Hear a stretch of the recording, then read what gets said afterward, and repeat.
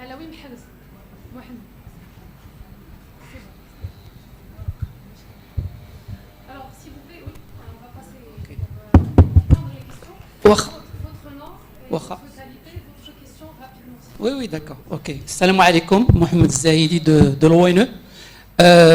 Merci pour l'association, pour l'effort qui se fait par les responsables d'aujourd'hui. Et ma question, elle est très simple, comme a dit Sil Orfi au départ. Il faut poser des questions très simples. Est-ce que vous ne pensez pas qu'aujourd'hui, on est en train de s'orienter vers l'échec? C'est-à-dire qu'on est en train d'assister à l'échec de cette expérience avant même qu'elle ne soit réalisée sur le terrain, un mort-né. Parce qu'au départ, j'étais interpellé par la question, enfin par le titre de cette table ronde, les sociétés régionales multiservices, la voie vers la privatisation. Et j'étais interpellé par la question, enfin par le titre de cette table ronde, les sociétés régionales multiservices, la voie vers la privatisation. Et on a mis un point d'interrogation. Je voulais savoir quelle est la liaison entre privatisation, les SRM. Donc j'ai vu aussi comme quoi le point d'interrogation est légitime de le faire, parce qu'à travers l'exposé de Silkindi, il y avait beaucoup de questionnements, et aujourd'hui ce projet, il y a beaucoup plus de questions que de réponses. Mais pour la privatisation, est-ce que vous ne pensez pas que nous sommes en train de revenir à un modèle qui, à la limite, il a donné ses limites? La privatisation, c'est un modèle qui a pris naissance au début des années 90.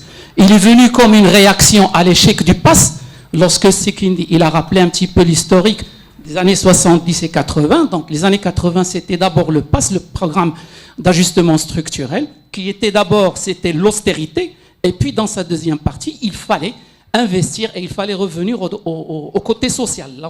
L'État devait investir dans le social. Dès le moment qu'on a fait un échec dans la première partie d'austérité, il y avait la chute, je dirais, du prix du phosphate, il y avait la sécheresse, il y avait les événements de Casablanca de 81, donc la chute du tourisme et ainsi de suite. Donc, on n'a pas pu réussir la première phase. La deuxième phase, donc, on était obligé de passer peut-être à la privatisation comme étant une solution, je dirais, unique.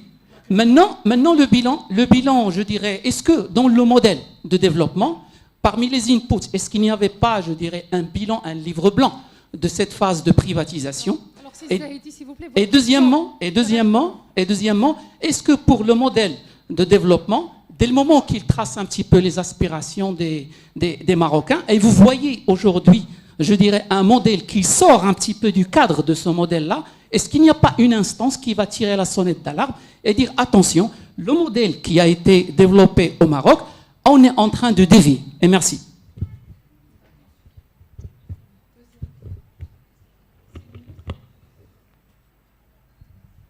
Alors, s'il vous plaît, votre nom, vous rappelez votre nom et votre qualité et essayez d'être rapide, s'il vous plaît. Merci beaucoup. Bismillahirrahmanirrahim, Mohamed Najib Bennis, ex-ingénieur ONE. Je tiens à remercier les organisateurs de cette table ronde. J'ai une question très simple. Comment peut-on privatiser une société, une entreprise, sachant que cette dernière est très mal gérée, qui connaît des dysfonctionnements énormes dans sa gestion, comptabilité et gestion de son patrimoine industriel? Je dis ça parce que je connais bien ce qui se passe au niveau au niveau de l'ONE parce que j'ai passé plusieurs années et j'étais dans le contrôle de gestion. Je connais bien le rouage de la comptabilité et de la gestion industrielle. Manque de transparence dans la gestion du patrimoine humain, gestion des... On a noté votre question, on va passer... Et patrimoine industriel, oui, on ignore la valeur réelle du patrimoine de l'entreprise ONE. C'est bien noté, donc on a noté votre question. Voilà, vous avez je dit, vous remercie. Comment peut-on privatiser une entreprise qui a des problèmes à plusieurs niveaux? On ignore la valeur réelle de son patrimoine, on ne le connaît pas. Très bien, c'est bien noté. On passe à la troisième question, s'il vous plaît. C'est la réalité choquante. Oui. Voilà, merci. Troisième question.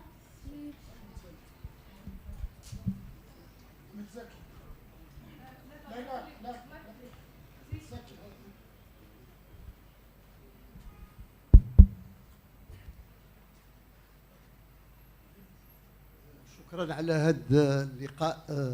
مائدة مستديرة ناجحة وهني جمعية الطاقات.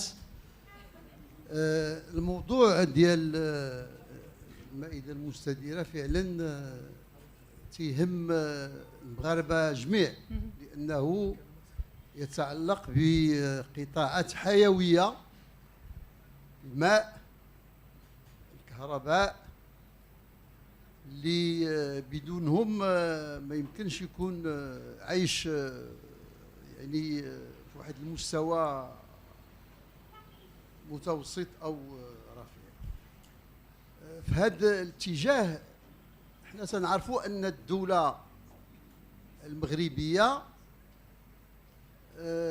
مرات من عدد ديال المراحل اللي من خلال المنشآت اللي كونات حققت نتائج مهمة، وعلى رأسهم ما قام به المكتب الوطني للكهرباء. سي زكي السؤال ديالك الله يخليك. باش وصل يعني الكهرباء لأقصى الجهات ديال المغرب. أنا سنظن أن هذا التوجه ديال الخصاصة الله يخليك، اسمح لي قطعتك. السؤال ديالك بالنسبه لجميع القطاعات العموميه، ماشي غير لوينو ولا القطاعات الاخرى. كاين مثلا تصريحات اللي تتهدف الى المكتب الوطني للمطارات، وكاين تصريحات كذلك اللي تتلمح للسكك الحديديه. هذه كلهم منشآت للشعب المغربي يعني عطى من عنده باش يتكونوا. ولهذا بغيت واحد الاقتراح، هو هذا اللقاء يكون انطلاقه ديال واحد العمل يتوسع على قطاعات اخرى بالنسبه للاحزاب، بالنسبه للنقابات، بالنسبه للجمعيات وبالنسبه للشخصيات. شكرا سي زكي. Votre qualité s'il vous plaît. سي زكي votre qualité. مواتي سي عمر يقولها لك اللي هو غادي يخسر. انت اللي غتقولها لي، علاش غيقولها لي سي عمر؟ لا انا عضو المكتب السياسي حزب التقدم والاشتراك. مرحبا سيدي، مرحبا. المداخله ديالك اون بري نوت. شكرا.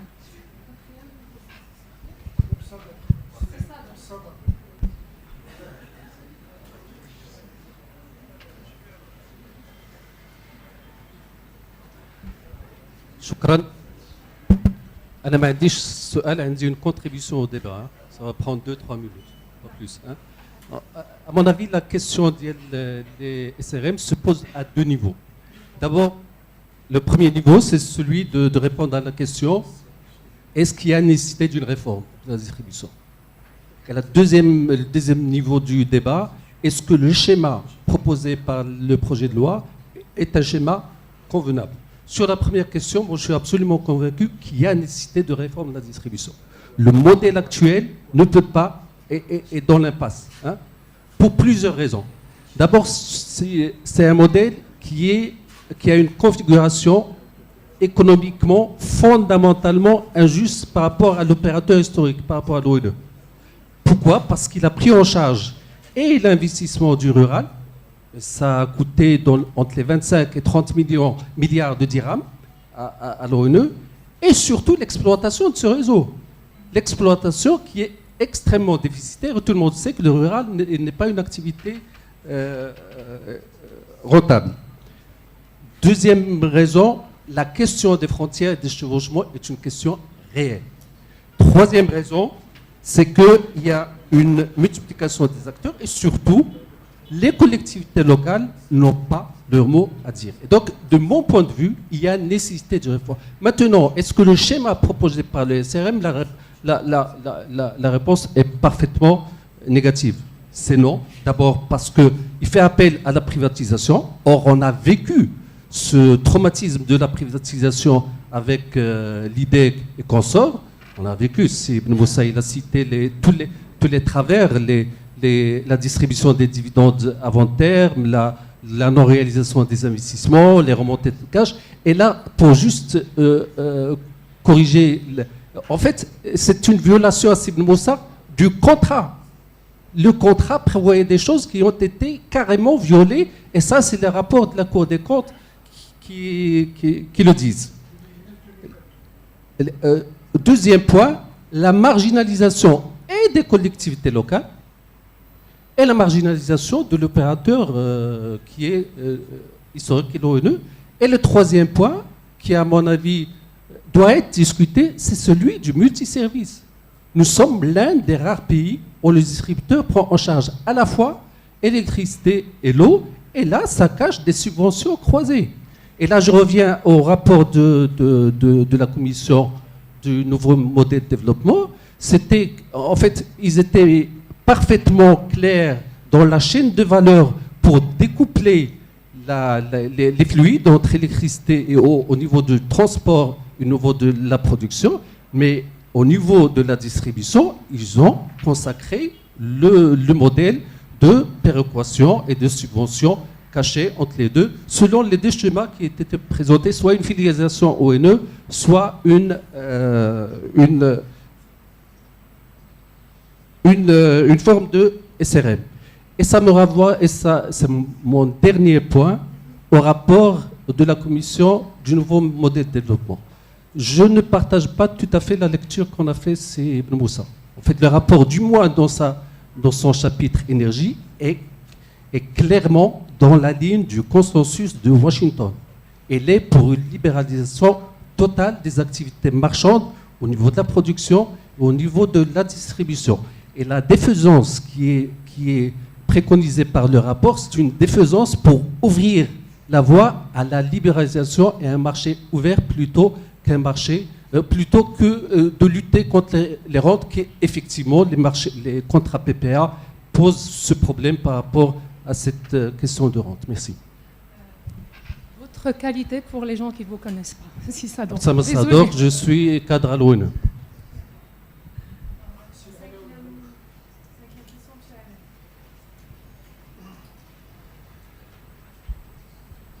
السلام عليكم.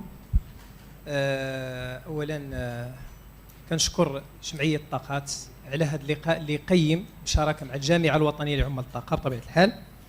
المداخله ديالي في اطار توضيحات وتساؤل اللي بغيت نقدمها بخصوص يعني هذا القانون، يعني نتاع مشروع القانون او بما يسمى بمشروع القانون 83/21 متعلق بالشركات الجهويه المتعدده الخدمات.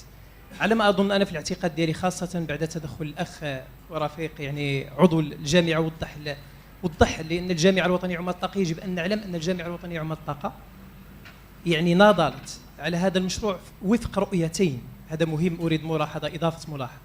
الرؤيه الاولى هي رؤيه اخلاقيه، والرؤيه الثانيه كانت يعني رؤيه من جانبها الدستوري المتعلق بالفصل 8 كما اورد، اي حقوق ومكتسبات العمال الى اخره.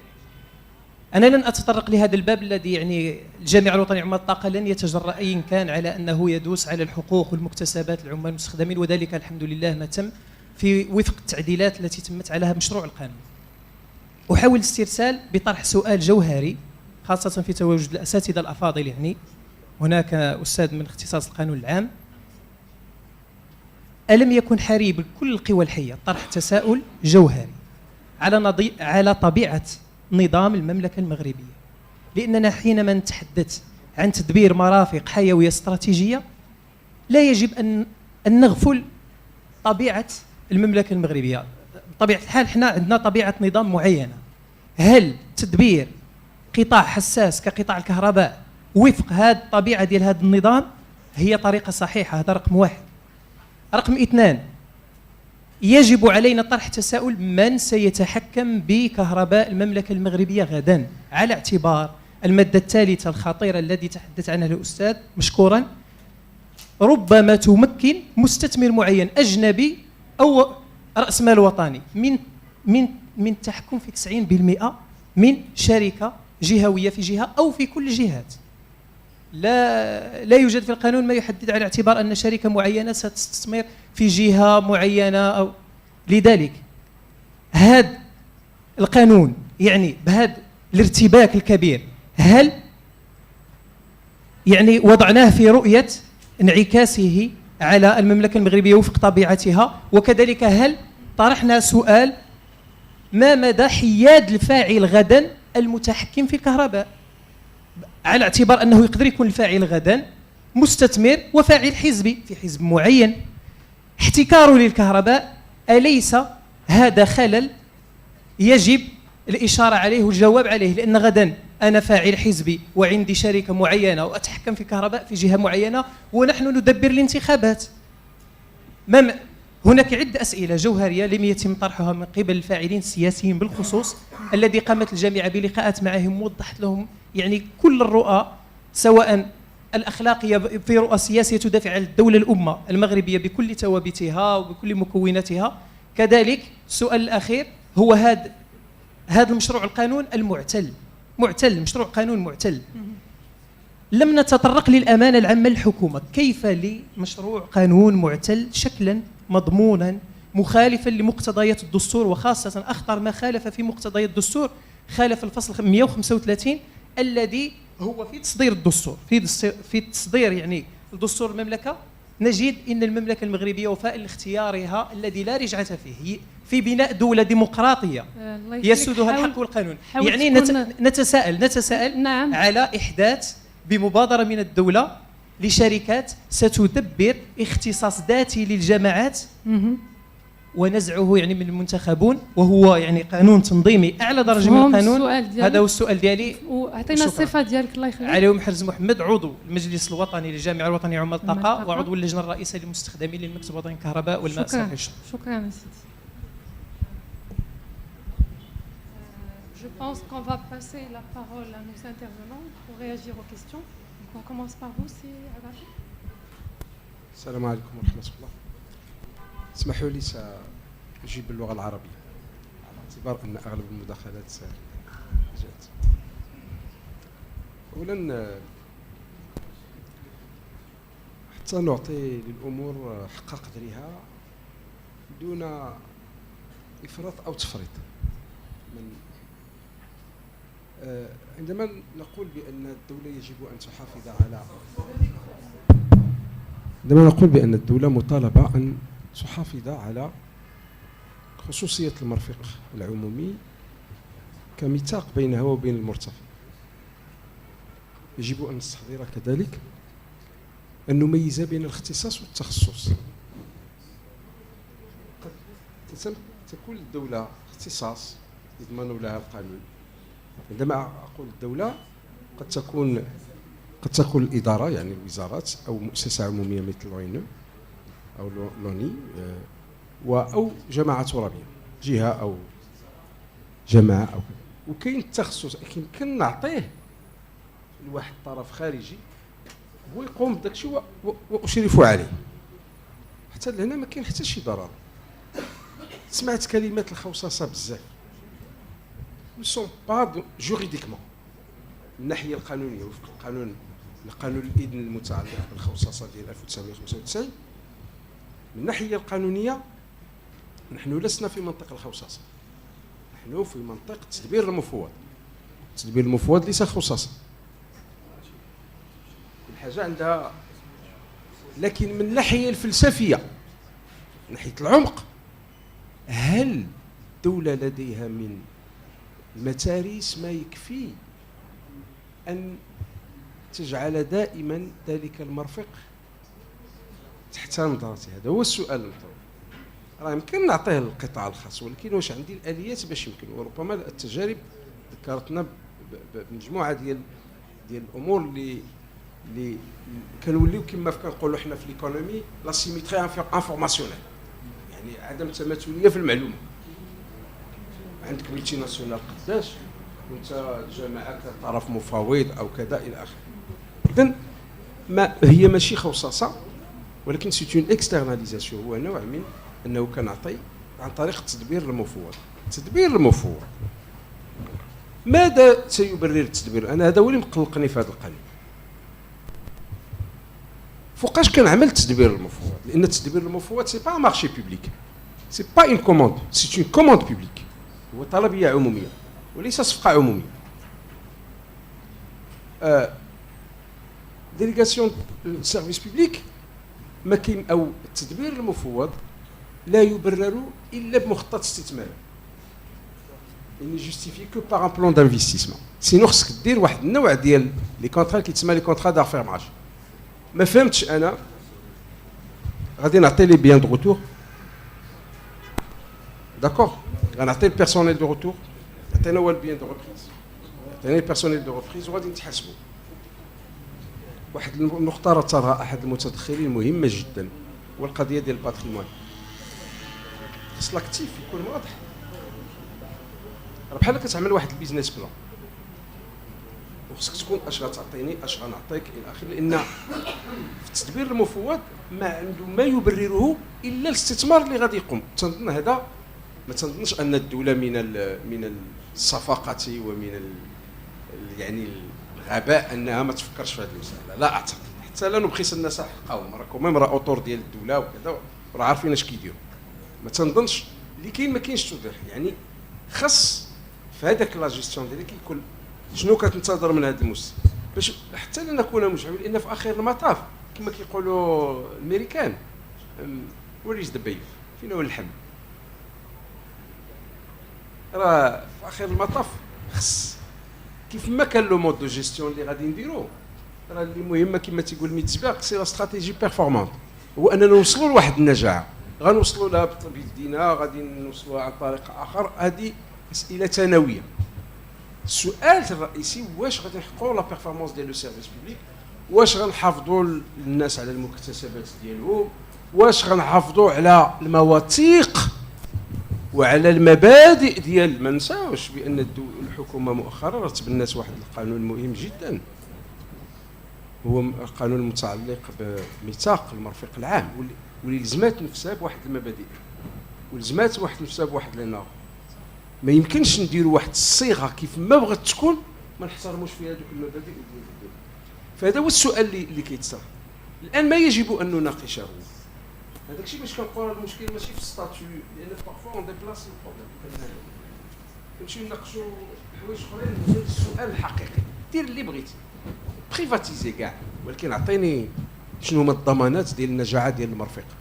عطيني راه تعملت البريفاتيزاسيون ونجحت في شي حوايج، وتعملت وفشلت في شي حوايج، وتعملت لا جيستيون ديليغي وفشلت في شي حوايج، ونجحت في شي حوايج. كما كنتذكر واحد القوله ديال جون بيير شوفيلمان فاش كان اونسيان بريزيدون ديال البارلمان فرونسي، قال لهم سولوه حتى هما ديك لا باك ديال لا بريفاتيزاسيون اللي عرفتهم، قال لهم s'il y a des entreprises qui marchent très bien, pourquoi les privatiser? Si des entreprises qui ne marchent pas très bien, il faut les privatiser. Il était très simple dans ça. Donc انا ما كرهتش ان في هذا الموضوع بالذات نمشيو للاسئله العميقه. كتعرفوا الان الانتيليجنس ماشي تعطي دي سوليسيون، افيك الانتيليجنس ارتيفيسيال دو دومان الاورديناتور يولي يعطينا لي سوليسيون ولي سيناريو. هو اسكو اون في لا بون ريفورمولاسيون ديال لو بروبليم.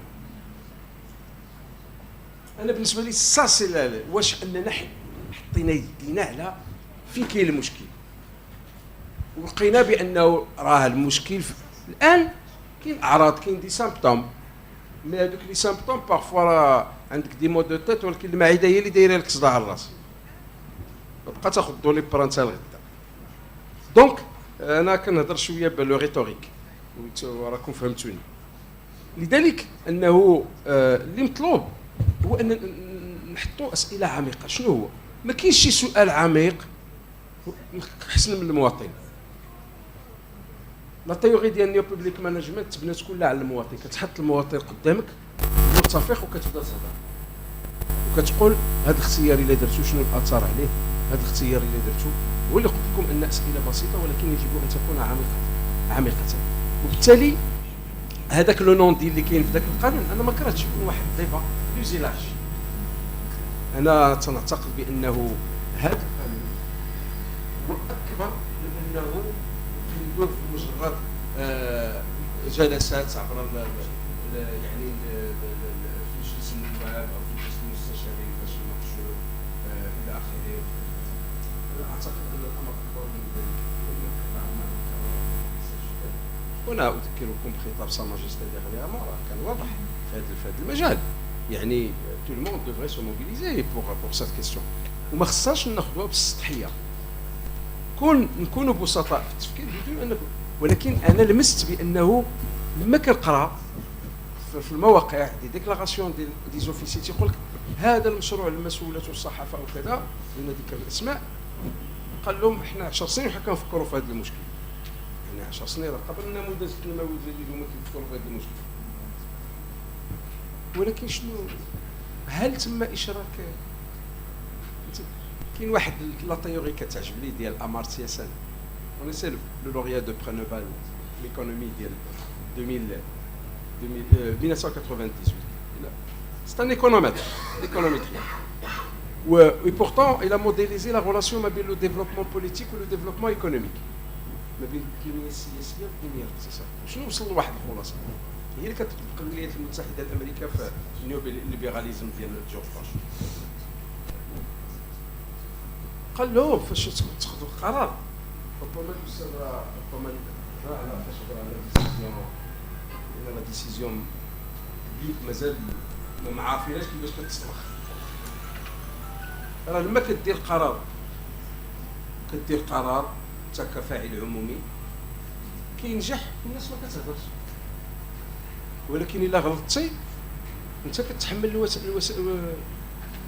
كتحمل الوزر ديال ذاك الخطا بوحدك، ما تيقسموا معك حد. فبالتالي الدوله يجب ان تكون نبيها. وانا لست في موقع ان اعطي نصائح للدوله، هي كتعرف شغلها احسن من اي واحد، ولكن انا كنقول بانه لو ديسيدور بوبليك راه المشاوره مزيانه، التشاور مزيان، ولكن ماشي ديك شاورها ما دير بريا نديروا راسنا كنتشاوروا في الاخر ما كنديروا بريا. عندنا سيناريو كنديروا لا بارتيسيباسيون اديرونت، يعني كنهضر باش كنشوف الطرق اللي يمكن. فقطاع تنظن انه خاص الحوار في هذا المجال، بدل ان الامور مجرد مشروع، رغم ان المجلس الحكومي لان دابا مشروع ديال الحكومه وندو با لامبيتي ان مينيستير ولا كذا، مادام داز في الكونسيل غوفرنمون راه ولا مشروع ديال الحكومه اللي كتقدم به. نتمنى ان النواب ديالنا يكونوا في المستوى ديال الحدث ويناقشوا الامور بعمق. انا قريت في الحقيقه المحضر داكشي زعما ما مشى داكشي اللي عطل الله، فهمتي. وبالتالي انه لابد الحوار ان يستمر الواحد باش لان سي ايريفيرسيبل.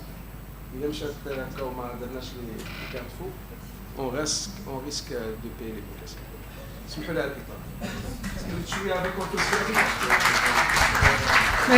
Merci c'est Arafi, shukran. Si Moussa, vos réactions par rapport aux questions? Merci. Plusieurs interventions interpellatives parfois. Je vais essayer d'y répondre. Projet mort-né. Je pense que si la démocratie dans notre pays joue pleinement son rôle, ce projet doit être mort-né, effectivement. Parce que, comme je vous le disais tout à l'heure, il est précipité et lacunaire. Précipité et lacunaire. Donc si notre démocratie, qui est le cénacle le plus prestigieux, le plus légitime pour discuter ce type de réforme, s'il joue réellement son rôle, il devrait arrêter ce texte. Parce qu'il est effectivement un danger pour notre pays, pour nos concitoyens, parce que les limites de ce texte sont considérables et les apports sont infiniment plus modestes que les lacunes. Est-ce que la commission chargée du modèle de développement a fait le bilan de la privatisation? C'était aussi votre question. Nous n'avons fait aucun bilan dans le sens de réquisitoire. La commission avait une feuille de route définie par Sa Majesté. Et elle s'est alignée fidèlement et loyalement par rapport à cette feuille de route. Les instruments d'évaluation et de sanctions, le cas échéant, existent dans notre pays. Ce n'était pas la mission de la commission. Vous avez la Cour des comptes, vous avez le Parlement. Et vous avez les commissions d'enquête parlementaire. Vous avez le travail des députés. C'est leur rôle que d'évaluer les politiques publiques. Donc, dans le travail de la commission, nous avons fait évidemment une évaluation en tant que moyen, mais non pas en tant que finalité. Et c'est sur la base de cette évaluation, construite sur une intelligence collective avec les acteurs, que nous avons fait un certain nombre de propositions de réforme. Comment privatiser une entreprise mal gérée? C'est vrai que la question est pertinente. Mais il ne s'agit pas de privatisation. Comment privatiser une entreprise qui a des problématiques de transparence financière, des problématiques de fiabilité des comptes, des problématiques de contrôle de gestion des ressources humaines, de d'efficience des programmes d'investissement? Il ne s'agit pas de privatisation. Il s'agit, si par malheur, je dis bien par malheur, le texte passe en l'état, il s'agit d'un transfert, et je ne suis pas capable aujourd'hui de qualifier juridiquement la nature de ce transfert. Est-ce que ça sera une mise à disposition? Est-ce que ça sera un droit d'exploitation? Est-ce que ça sera une cession? Je ne sais pas. Je ne peux pas. À travers le texte, je ne sais pas.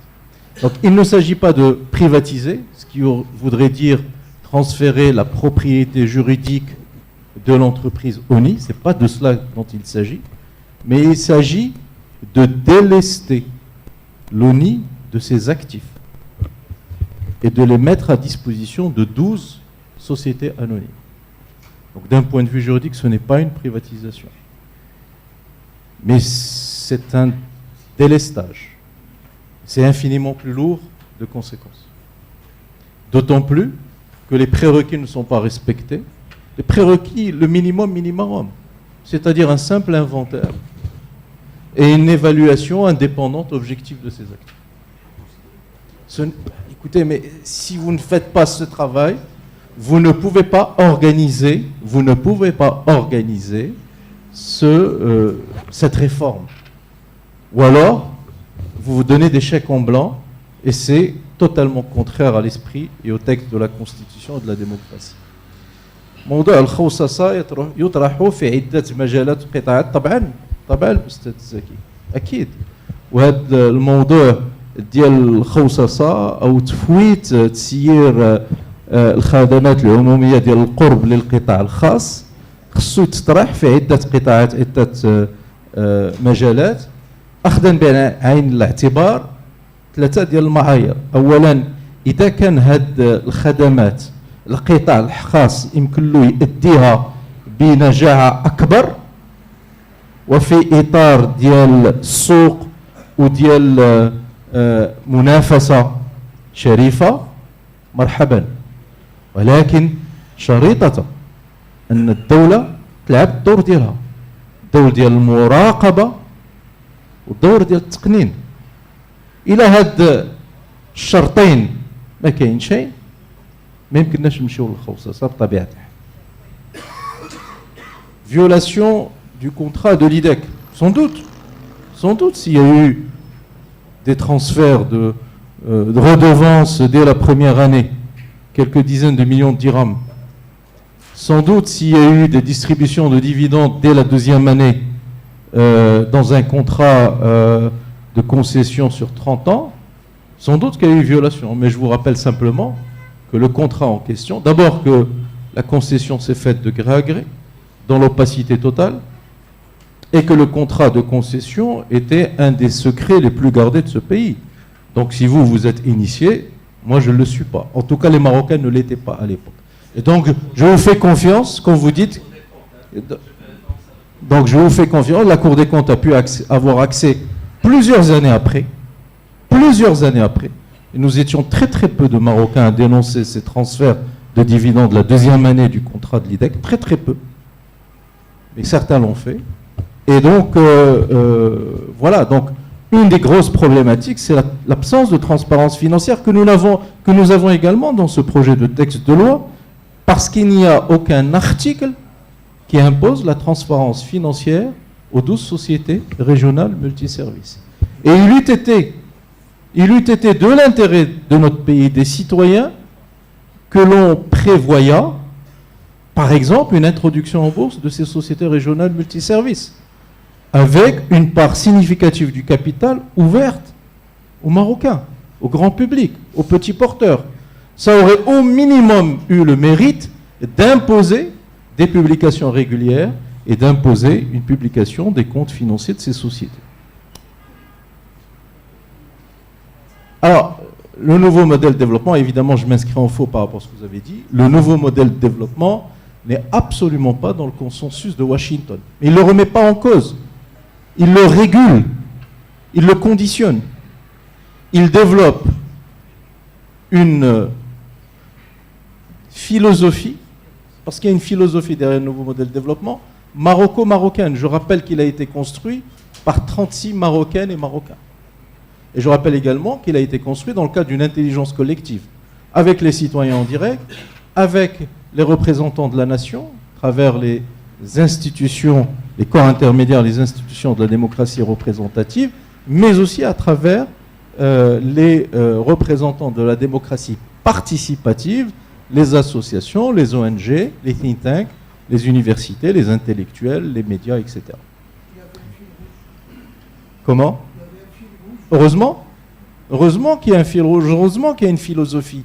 Or, la philosophie, s'il fallait la résumer en 2 mots, c'est affirmer la nécessité de construire un Maroc nouveau, bâti sur un diptyque, ou bâti sur 2 piliers d'égale importance. Un État fort et une société forte. Et on ne peut pas avoir un État fort avec une société faible. Et inversement, la société ne peut pas être forte si l'État est faible. Et un État fort, ce n'est pas un État qui utilise des instruments de coercition. Ce n'est pas un État qui a un appareil sécuritaire puissant, surdimensionné. Ce n'est pas ça l'État fort. Relisez le rapport du nouveau modèle de développement. Un État fort, c'est un État stratège. Un État fort, c'est un État visionnaire. C'est un État qui est capable de construire des stratégies sur 20 ans et 30 ans. C'est un État qui est capable également d'assumer les fonctions régaliennes de l'État. L'accès à l'énergie, l'accès à la santé, l'accès à l'éducation, l'accès à l'électricité, à l'eau, c'est des fonctions de l'État protecteur qu'il doit assumer. La manière d'assumer cette fonction peut différer.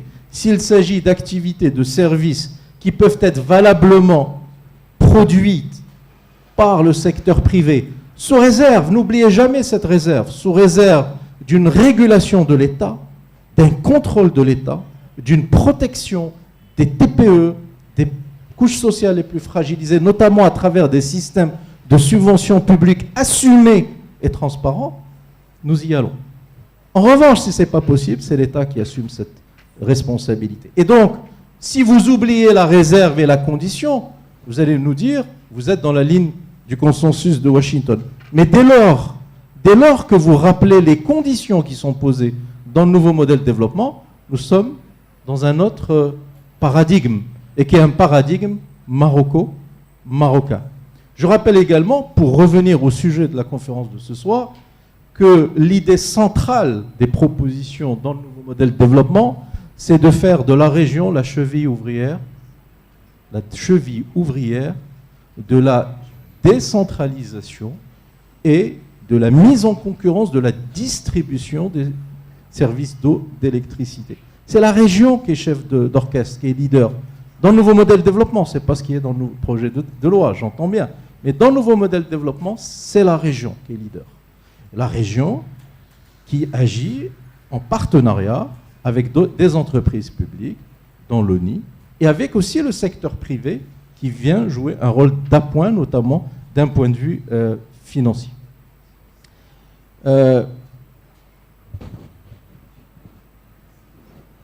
جواب اخير واحد المداخله ديال الاخ اللي تكلم على تضارب المصالح وكيفاش يمكن فاعل سياسي اللي عنده واحد النفوذ وعنده سلطه ديال القرار السياسي يكون في نفس الوقت فاعل اقتصادي في قطاع ديال الكهرباء. ملاحظه وجيهه ولكن كتتعلق بجميع المواضيع. ما يمكنش يكون تضارب المصالح ما بين المسؤوليه السياسيه والمسؤوليه التنفيذيه والمسؤوليه الحكوميه من جهه، ومن جهه اخرى كون ان صاحب هذا النفوذ او صاحب هذا السياسه هذا القدره على القرار السياسي يكون في نفس الوقت فاعل اقتصادي في عالم المال والاعمال يسود في الاقتصاد الوطني ويأخذ القرارات التي لها انعكاسات لا على المقاولات ديالو والمجموعة ديالو بل على مقاولات أخرى وعلى المواطنين وعلى المستهلكين. لذا أرى أن نحن في حاجة إلى شكل من نموذج سياسي جديد يعيد النظر في قوانين ديال المشاركة في المنافسة الانتخابية والسياسية، قوانين جديدة تقنن تسيير الأحزاب السياسية، تضمن الشفافية المالية للأحزاب السياسية، تضمن الديمقراطية الداخلية للأحزاب السياسية، وأخيرا وليس آخرا تضع قوانين وقواعد تمنع من وجود تضارب المصالح في الجهاز التنفيذي. شكرا على الاستماع. دونك جا الكلمه لسي نبيل الا عنده شي جواب على المداخلات. لا سي الكندي on n'a pas de réaction vis-à-vis des questions. D'accord, donc je pense qu'on est un peu pressé par la contrainte du temps. Je suis vraiment désolée, je ne peux plus prendre un deuxième lot de questions. Merci beaucoup d'avoir assisté avec nous à cette table ronde. Merci encore aux intervenants, merci beaucoup. وشكرا la Fédération nationale des travailleurs de l'énergie pour son partenariat. وندقوا موعد ان شاء الله في شي لقاء اخر مع اسوسياسيون انرجي. شكرا جزيلا.